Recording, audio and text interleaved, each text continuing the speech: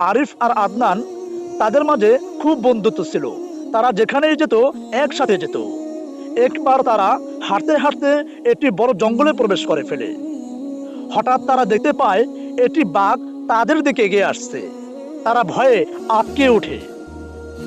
আরিফ দৌড়ে গিয়ে একটি গাছে উঠে বসে, কিন্তু আদনান সে গাছে উঠতে জানতো না। সে কি করবে কিছুই বুঝতে পারছিল না। তখন তার মাথায় একটি বুদ্ধি আসে। সে মনে মনে ভাবলো, বাঘ তো আর মরা মানুষ খায় না, তাই সে মরার ভান করে মাটিতে শুয়ে পড়ে।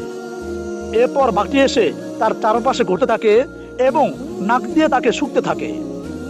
বাঘটি তাকে মরা মনে করে সেখান থেকে চলে যায়। এরপরে আরিফ গাছ থেকে নেমে তার বন্ধু আদনানকে জিজ্ঞাসা করে, বন্ধু, বাঘটি তোর কানে কানে কি বলে গেল? তখন তার বন্ধু জবাব দিল, বাঘটি আমায় বলেছে যে বিপদের সময় তার বন্ধুকে একা রেখে চলে যায় সে কখনো প্রকৃত বন্ধু হতে পারে না। প্রিয় বন্ধুরা, এই গল্প থেকে শিক্ষা, প্রকৃত বন্ধু সেই যে বিপদের সময় তার বন্ধুকে সাহায্য করে, সহায়তা করে।